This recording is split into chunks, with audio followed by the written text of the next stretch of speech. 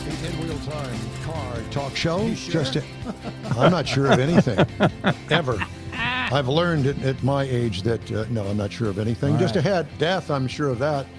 Just ahead, Caroline Cash with the Governor's Highway Safety Association. All right. Plus, Jeff has the racing calendar, and we'll have This Week in Auto History.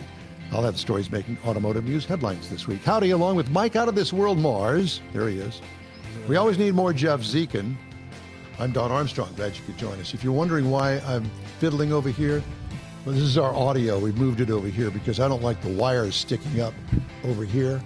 And do they unfortunately, go? I Where ordered they- some new equipment. Where are that they sticking up? How do those wires go? they were sticking up over there. okay. Oh, I can see where they wiggling like that would be Wiggling like that, irritating. So, Very distracting. Yeah. So, anyway, it's back to the drawing board. So I moved the console over here. So that's why I'm looking over here. Yeah. I'm not looking at my pedicure that I had, which is absolutely stunning. But that's another story I for thought you another were show. afraid of that. I would never do it. I could never do that. Oh, I thought you were serious. You do that. I do. Oh, It's no. awesome. No. Oh, Never, yeah. Never. Love it. If Well- you want to go for a pedicure, call me. I'll go with you. Yeah, well, not me. I'm good. You just go for yourself. All right. We have our guest now, and her name is Caroline Cash, and she is with the Governor's Highway Safety Association. Caroline, good morning to you. How are you? I'm well. Thank you so much for having me. Appreciate the opportunity. Yes, absolutely, and it's a pleasure to be with you. Where are we speaking to you from? What city are you in? I am in Frederick, Maryland, and Governor's Highway Safety Association. We are in Washington, D.C. Oh, Okay. very good. Well, that's just down the street from you, right? Well, Kind far enough. Yeah, well, yeah, I would imagine. So let me ask you this. Do you drive or take the train? How do you get between Washington and Maryland? I actually take the train. My Yeah. home is, just a couple hundred yards from the station, and I've lived here 20 years and been Wow. woken up by the train every morning. And Well, I have to now tell you I'm- that I made one trip up there, and it was so expensive to fly into Reagan International from Houston that they said, we could save $500 if you could go to Maryland and take the train. I said, I don't care. What do I know? So got off the airplane, went over to the train station, got the train, and had a very enjoyable, quick ride, I might add, Yeah, to D.C. lovely. So why not, you know? And I'm sure that you've got your limo waiting for you when you get to Washington. My limo are my right and left feet, and they walk me right to the office. building. See, Thank and you very much. I bet you she gets pedicures. I'll bet you she does. Well, we're not going to go there You this are morning. right. There you you go. are right, and I'm with you Call on me. that. Yeah, absolutely. We'll go. We'll meet halfway. So, Caroline, first of all, let's talk about what your organization does, first of all. Sure. So Governor's Highway Safety Association, we represent the state highway safety offices and territories. We try and influence national policy to be as safe as possible. And we provide information to those state highway safety offices on best practices. So it's not just about cars, it's about intersections and people crossing intersections, safety Right. overall. But Yes, the big thing right now that I have, because we're obviously a car show, is Right. the way that cars are designed, and especially the front ends of cars. So if there is an unfortunate pedestrian accident, that person is going to have a higher chance of survival if they're hit by a car. That is correct. We just released on Tuesday the latest pedestrian safety information. And without question, the majority of the crashes that are fatalities are caused by the light truck, which includes SUVs. And you're right, the design, just the hood is higher. And so when you are actually hitting the pedestrian, you're hitting them in a part of the body where they're not as likely to be able to survive that crash as they would be on a car hood that's lower, and they might be able to roll up. So What was you going to it- say, Mike?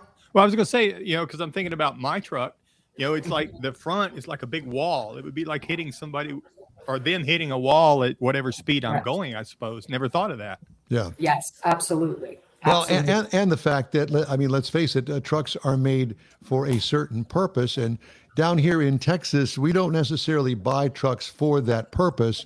We buy them because apparently everybody We like 'em. like the look of the truck.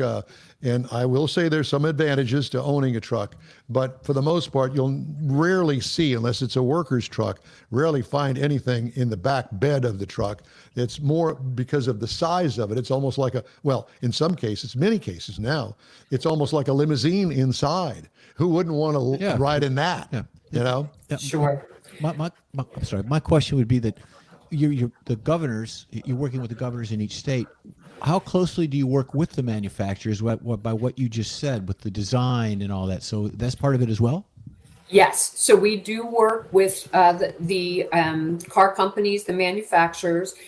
We have relationships with them, and each of them has a safety entity, right? They're doing research. They're looking at crash testing, and certainly we discuss with them closely pedestrian safety, as well as impaired driving, distracted driving. What can we do together to help prevent these crashes, whether it's in the design of the vehicle, whether it's in how we educate the consumer? How many of us have bought a new car that has all these bells and whistles, and we really don't know how they work? Right. So getting that information out, we recently worked with a car company that put hang tags in each of their new vehicles with a QR code and a website where they could learn how that vehicle actually operates, how those safety features work. I know. Brilliant. So, there are a lot of things that we do together, and we partner with them. Clearly, we have a lot of work to do, but we are thankful that they are listening and partnering with us. I think that's an evolution, because what you just said about the QR code and the hang tag, that was called your owner's manual in the past. You would read it. Now you get someone in there that is technical about that automobile, which I bought my car, and the young man sat next to me and he said, this is what it does. And he went through the whole gamut of what the car does. It still has things on there that I'm discovering, with backup sensors and rain sensors and things. If the car is dry and you're backing out of the garage and it's wet, the car will automatically stop you because the camera and the sensors are getting hit by water. Yeah. So it does stuff like that. That's a feature that I like. But there's other things that are kind of irritating as well. So just out of curiosity, so you mentioned distracted driving. So everybody's got a terminal, basically a computer terminal now in the middle of their car. Some of them are pretty good. You can push a button, you can go to your radio, you can do this, but there's some of them you've got to go 3 or 4 screens deep to get your air conditioner turned down or your radio channels. And you're doing 75 miles an hour down the freeway, punching and working on your computer. Is that something that y'all look at or get? Oh, absolutely. Yeah. The research, looking at those types of behaviors, and that's all part of distracted driving. Yes, very much. No question. If your eyes are not up and on the road in front of you and around you, you are being distracted. One of the things that they are introducing, and it's getting better, is the voice activation, so that you're able to hit a button and speak what you'd like the car to be able to do, and the car should be able to turn on the air conditioner, but not all the cars have that. So certainly, we also work with the app stores. And imagine Google. Most people either have a Google-oriented phone or an Apple phone, right? And most of those phones have an app that would allow you to control that display, again, with your voice. By voice. So, these are all things we're working on. So Great. how do you address that when it comes to General Motors doing away with the Apple and Android functions and going with the General Motors system? How do you juggle that? Because you still got to work with the company, but now they've done away with being able to get your phone into the car like most others. Well, and at that point, you are working with the actual manufacturer to ensure that they are having their own voice activation, or they are considering how best to design that screen with safety in mind, so that you're not having to go through 3, 4, 5 screens to get to the air conditioner when you're traveling down a highway. I mean, it sounds to be like you'll need that pedicure to tiptoe through all of the things. I agree. all of the things that you have to deal with. Am I wrong? Well, but you know what? I will tell you, there is a great deal of focus and partnership with these organizations and the focus on safety. They are the transparency and the partnerships that have come about in the past, I would say, 5 to 10 years is so beyond what might have been anticipated back in the day. There is much more sharing of technology, sharing of the design structure, so that we're not having to deal with each one of these manufacturers individually. There are organizations that we work with that represent several. But the focus, we have found the partnership to be much more positive and much more inclusive of safety messaging and safety work. Okay, now, so here's the one that I have become much more familiar with here in the recent months, autonomous driving. And that has got to be a whole nother division that has about 10,000 people in it, because this is a whole new can of worms. And now the discussion has gotten amongst the manufacturers, do we actually need a steering wheel in the car? And I'm sure that you've read this as well. So how are you guys handling this when you've got a car that is not being driven by a human being? It's called a train. Well, a train, yeah. Well, I will tell you, there are not 10,000 of us. There are far fewer of us, but we also partner very closely with those folks and those manufacturers. We have partnered with Waymo, for example, and certainly they're, it's easy. We tend to, throw the baby out with the bathwater sometimes. And so when we see a story that covers a mistake, or, frequently they've in the press, the software issues. Growing pains.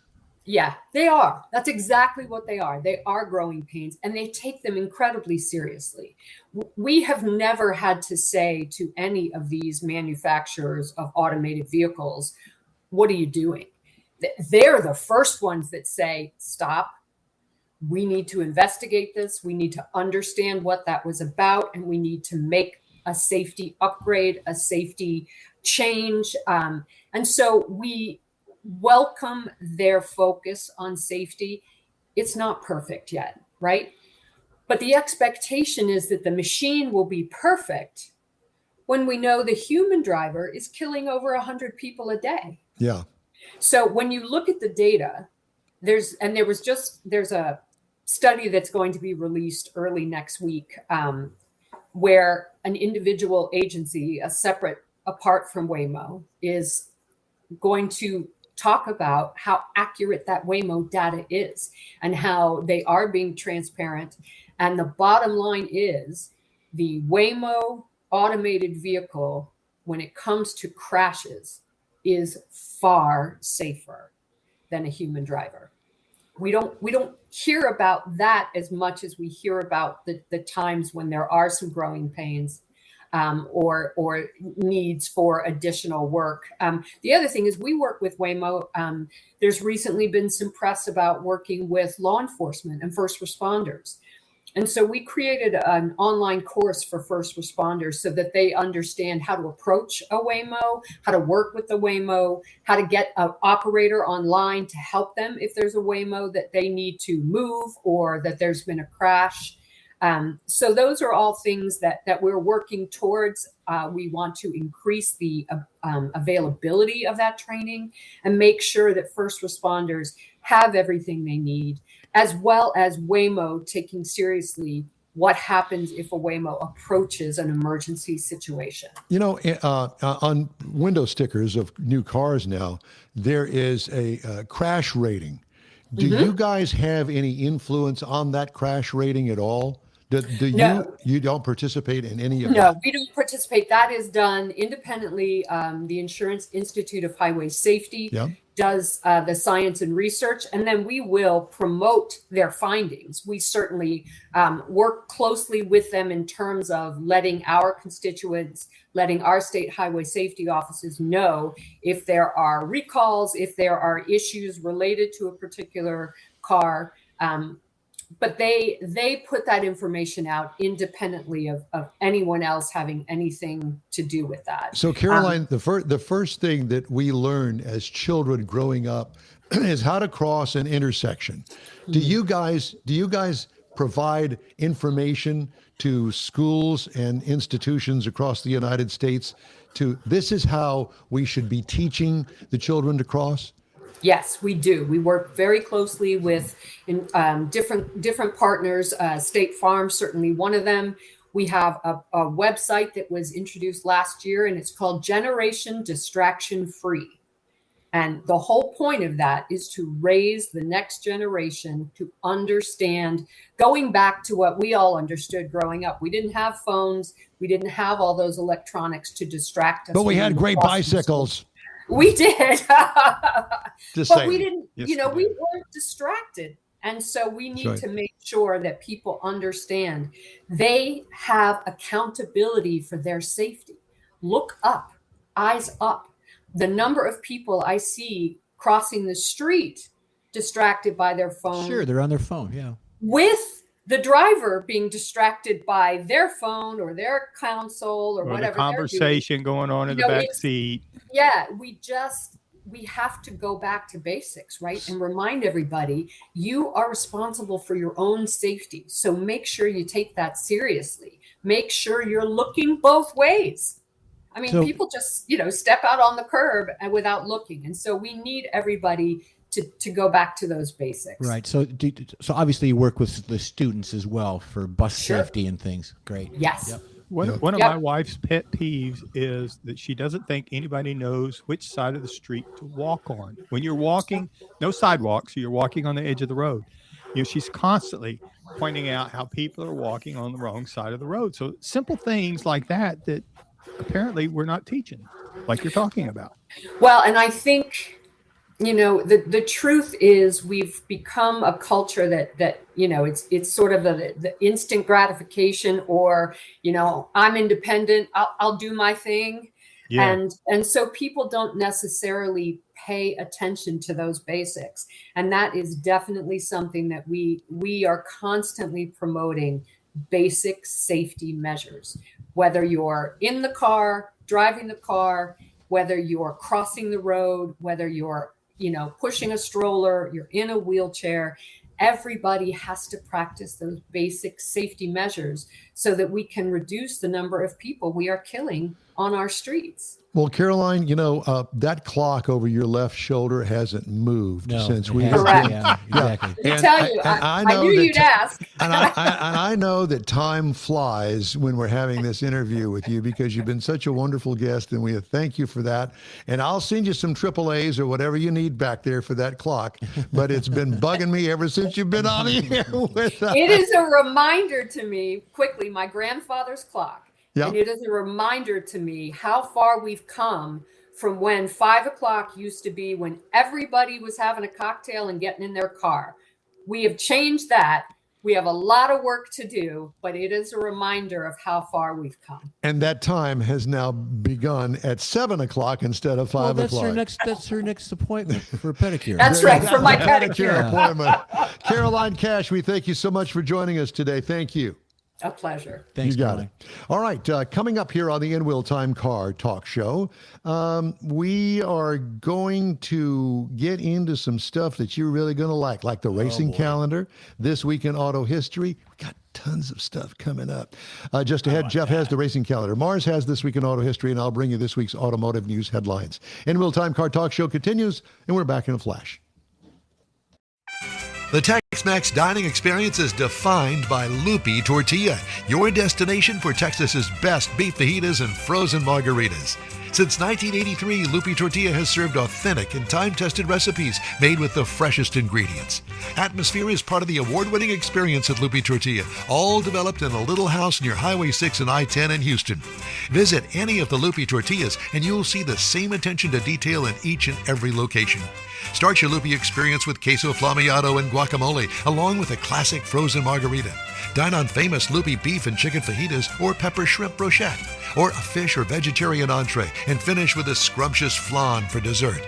Find Loopy Tortilla in Houston, College Station, Beaumont, Austin, San Antonio, and Dallas-Fort Worth. There's a Texas location near you. The recipes are authentic and time-tested. The ingredients always fresh. Loopy Tortilla. Eats pretty good.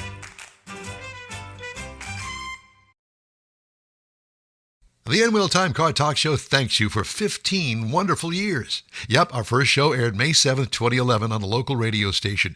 Then it was a move to the digital world and social media, and you followed. Thank you. We continue to build and grow our fan base, and it's all because of you and your auto enthusiast friends. We appreciate your support. It's always great to see you at our remote broadcast, too, and we hope you'll continue to stop by and say hello. It's been a great ride, and we hope to bring you more fun and adventure right here on the N-Wheel Time Car Talk Show. Sorry, Jeff's getting water, and we got our feet kicked back. Well, actually, our feet just got pedicured while we were in this break, and we're letting them dry. But it's time now for the racing calendar, sponsored by the Texas Muscle Car Club Challenge. Jeffrey, I'm glad I could join you. I had to get some agua. Yeah, it's very important to drink water. You got to hydrate out there, much like the soccer players do. I was taking a hydration break, so leave me alone. We should have that at our work. Well, Mike takes one, but he's got brown water that he takes. Oh, that's right, the brown water. Yeah. Okay, racing calendar. There you go. Thank you for that. So we got NASCAR is going on today. They are at North Wilkesboro. Yep. You got the Cup guys, and then you got the Craftsman Truck guys. I think the Craftsman Truck guys ran last night. I wanted to see a little bit of it, but I was tied up, so didn't get a chance to do that. NHRA is running this weekend. They're 17th through the 19th, which is through tomorrow. They are actually at Sonoma Nationals, the Sonoma Raceway. That's out there in Sonoma. He was tied up. I don't even want to ask about how that was, but I just thought I'd bring it up because my mind goes there. Yes, it did. Mm-hmm. I was busy being tied up.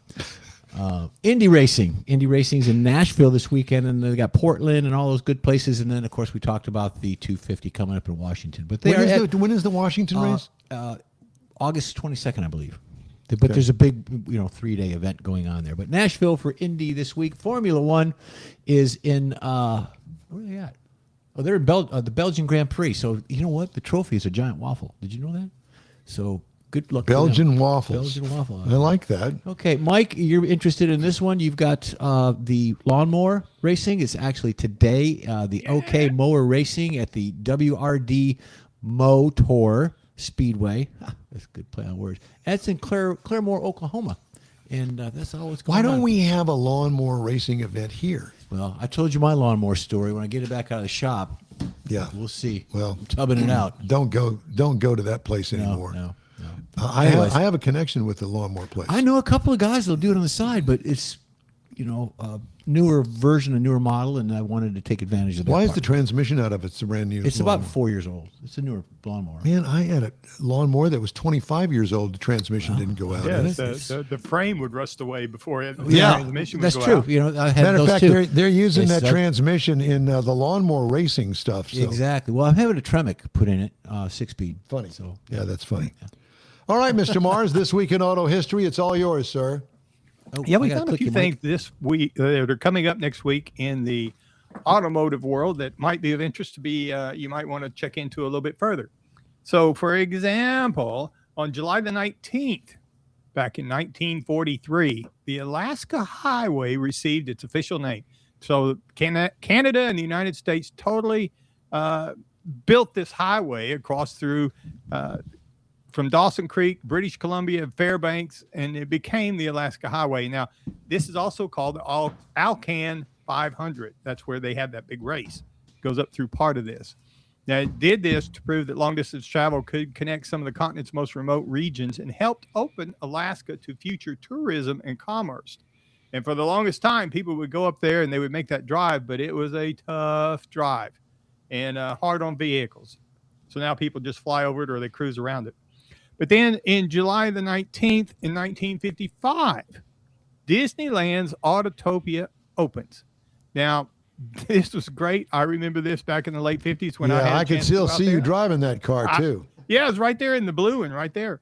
And it was all sponsored by major automotive companies over the decades. It got lots of people came out, brought their kids out there. Not only was it because of Disneyland, but this was a big major thing because the kids could feel like they were driving after they drove for 10 days to get there.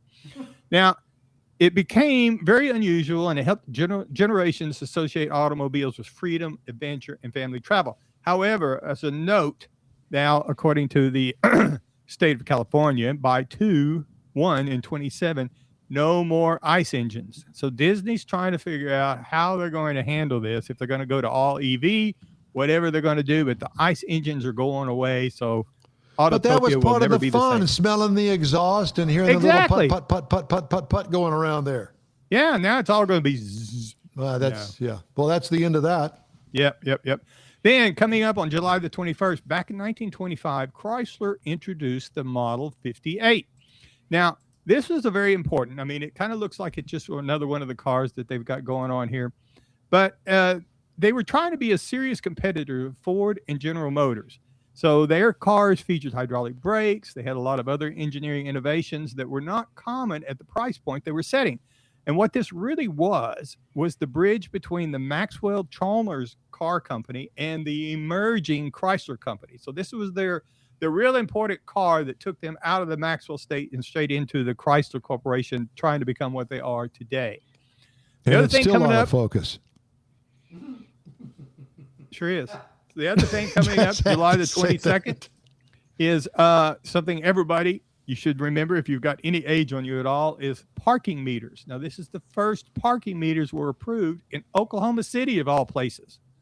And it was installed. That's why nobody lives there anymore. Exactly, because of the parking meters. Now, they were obviously very unpopular with motorists, but they became an important part of the automotive infrastructure, and they influenced traffic management in cities across America, because that's how they could get people in, get people out. And it also became a source of revenue for many cities.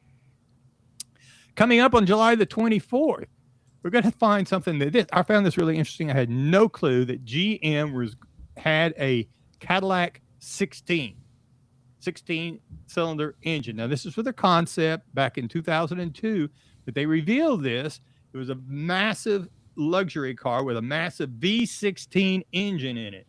Now, it's really a good-looking car, and you can see how a lot of the designs that have come up since then have followed this as far as the body lines and things go. But it just it was part of the thing that they were moving into that line, and this concept car is what generated a lot of buzz at the car shows at the time. Unfortunately, it never made it into production beyond the concept stage. And coming up on July the 25th, now I really like this one, and one of these days we're going to do some more stories on it, but it was the first, 1971, the first Cannonball Baker C2 Shining Sea Memorial Trophy Dash. Now, this is where it started in Red Ball Garage on the East Coast and went to the Portofino Hotel in Redondo Beach in California. Now, it was organized by Brock Yates. There's a lot of reasons, the big story behind that, but the bottom line is the idea was to get from New York to California as soon as possible on public roads. Now, it was very controversial, became what they called an outlaw race, and there's a lot of movies that were made about this race. And in 1981, the biggest one, it was the first of a series of 3, was the Cannonball Run. They made a couple of remakes after that, but there's several others. The Gumball Rally is the one I like the best, but it was based on the 1979 Cannonball Baker C2 Shining Sea Memorial Trophy Dash. So, and that was really the last one that was, but it was based on a true story about a real race. Okay, and that's thank some you. things you can look at this coming week in automotive history. All right, thank you, sir. We'd love to hear from you. Shoot us an email. The address is info@inwheeltime.com. We're back right after this quick break. Stay with us. The Tex-Mex dining experience is defined by Lupi Tortilla, your destination for Texas's best beef fajitas and frozen margaritas. Since 1983, Lupi Tortilla has served authentic and time-tested recipes made with the freshest ingredients. Atmosphere is part of the award-winning experience at Lupi Tortilla, all developed in a little house near Highway 6 and I-10 in Houston. Visit any of the Lupi Tortillas and you'll see the same attention to detail in each and every location. Start your Lupi experience with queso flamiado and guacamole, along with a classic frozen margarita.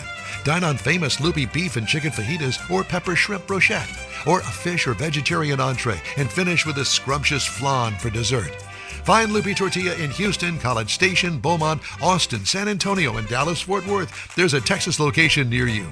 The recipes are authentic and time-tested. The ingredients always fresh. Lupi Tortilla. Eats pretty good.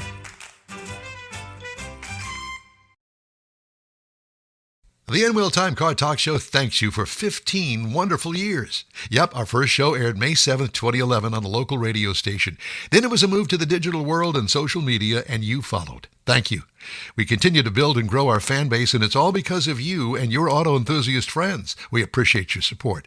It's always great to see you at our remote broadcast, too, and we hope you'll continue to stop by and say hello. It's been a great ride, and we hope to bring you more fun and adventure right here on the In Wheel Time Car Talk Show.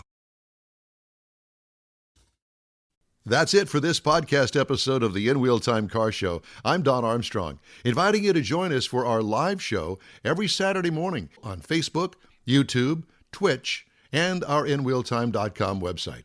Podcasts are available on Apple Podcasts, Spotify, Stitcher, iHeart Podcast, Podcast Addict, TuneIn, Pandora, and Amazon Music. Keep listening, and we'll see you soon.